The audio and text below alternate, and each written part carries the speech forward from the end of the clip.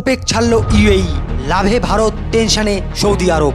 ভাবতে পারেন একটা সিদ্ধান্তে পুরো মিডল ইস্ট কাঁপছে আর তার ফায়দা তুলছে ভারত। ওপেক বা organisation of the petroleum exporting countries হলো এমন একটি সংগঠন যারা তেলের উৎপাদন নিয়ন্ত্রণ করে দাম স্থির রাখে।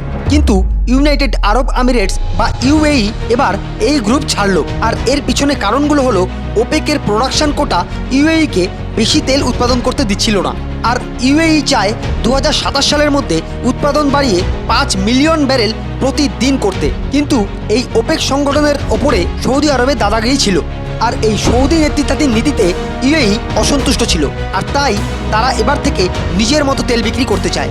আর এর ফলে ভারত পাকিস্তান দুই নৌকাতেই পা দিয়ে চলা সৌদি আরব এবার অত্যন্ত অস্বস্তিতে পড়েছে। আর এই ঘটনায় চিন্তায় পড়েছে পাকিস্তান, কারণ পাকিস্তানের উপরে ইউএইর অর্থনৈতিক চাপ বাড়ছে। ইউএই ইতিমধ্যেই পাকিস্তানকে দেওয়া তাদের বিপুল ঋণ ফেরত চেয়েছে।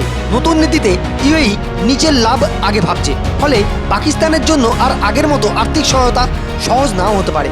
ইউএইর এই সিদ্ধান্ত ভারতের জন্য পৌষ মাস, কারণ ইন্ডিয়া বিশ্বের অন্যতম বড় তেল আমদানিকারক। ইউএইর এই সিদ্ধান্ত ভারতের জন্য লাভজনক, কারণ ইউএই এখন বেশি তেল উৎপাদন করতে পারবে, আর তেল উৎপাদন বাড়লে ওভার সাপ্লাইয়ের কারণে তেলের দাম কমতে পারে। ফলে ভারত সস্তায় ইউএইর থেকে তেল পেতে পারে এবং নিজেদের এনার্জি সিকিউরিটি আরও শক্তিশালী করতে পারবে।